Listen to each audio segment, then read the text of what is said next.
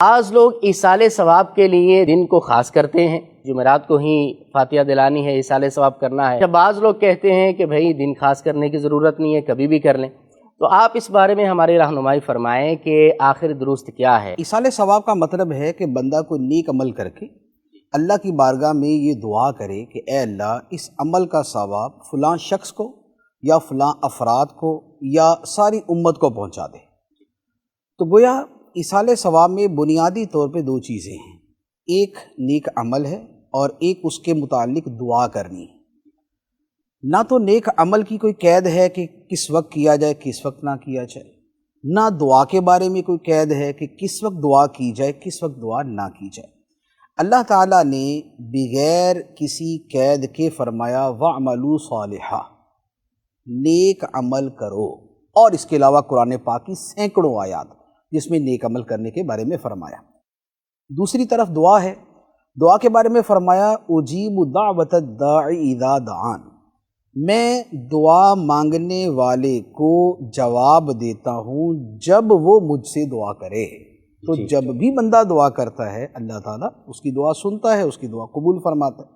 تو ایصال ثواب جو ہے ثواب کا عمل کرنا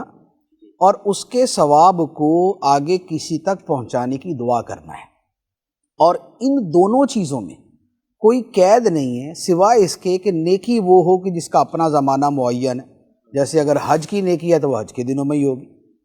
اگر رمضان کے روزوں کی نیکی ہے تو ماہ رمضان میں ہی ہوگی، ٹھیک ہے۔ تو لہٰذا نہ تو عمل کے لیے اس طرح وقت مقید ہے، نہ اسے پہنچانے کے بارے میں دعا کرنے کے لیے وقت مقید ہے۔ وقت کی جو تعیین کی جاتی ہے یہ آپ ایسے سمجھ لیں کہ جیسے اللہ تعالیٰ نے ہمیں نکاح کرنے کی، شادی کرنے کی اجازت دی۔ قرآن پاک میں کتنی آیات ہیں، فرمایا فَانْكِحُوا مَا طَابَ لَكُم مِّنَ النِّسَاءِ، جو عورتیں تمہیں پسند ہیں تم ان سے نکاح کر لو۔ اب نکاح کی اجازت ہے، لیکن اس کے باوجود ہم کیا کرتے ہیں، اس کی ڈیٹ فکس کرتے ہیں کہ فلاں تاریخ کو نکاح ہوگا۔ وہ ڈیٹ فکس کرنے کا مقصد کیا ہوتا ہے کہ بھئی لوگوں کو جمع ہونے میں سہولت ہے، ورنہ تو کوئی کسی دن پہنچ جائے گا کہ جناب سنا تھا آپ کے گھر میں شادی ہو رہی تو ہم پہنچ گئے، یا کوئی دوسرا بندہ پہنچ جائے گا۔ تو بات یہ ہے کہ یہ جو تعیین ہوتی ہے یعنی دن معین کرنا، یہ اپنی سہولت کے لیے ہوتا ہے۔ اب ایصال ثواب کے لیے کیا کرتے ہیں کہ ہم اگر کوئی شخص فوت ہوا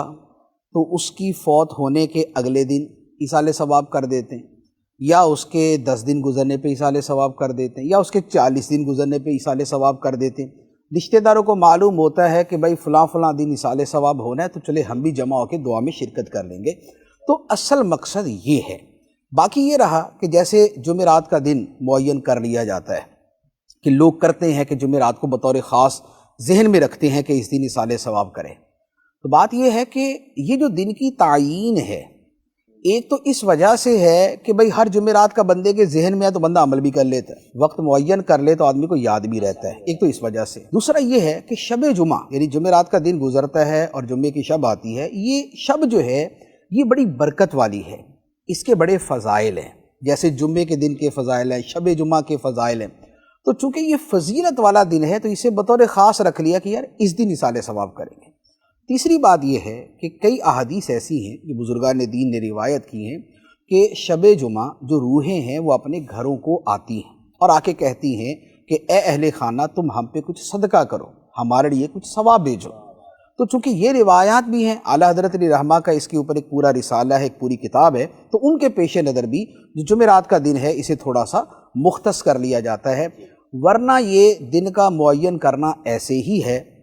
جیسے ہم شادی کے لیے دن معین کرتے ہیں، جیسے ہم منگنی کے لیے دن معین کرتے ہیں، جیسے ہم کوئی برتھ ڈے مناتے ہیں اس کے لیے دن معین کرتے ہیں، جیسے زندگی کے ہزاروں کاموں کے اندر دن معین کرتے ہیں، اور جیسے نبی پاک علیہ الصلوۃ والسلام نے ہفتے کا دن معین کیا تھا قباء شریف جانے کے لیے، حالانکہ کسی بھی دن اس مسجد میں جا سکتے، یا جیسے جمعرات کا دن نبی پاک علیہ الصلوۃ والسلام نے صحابہ کرام میں وعظ کے لیے منتخب کیا ہوا تھا کہ آپ جمعرات کو وعظ فرماتے تھے۔ حضرت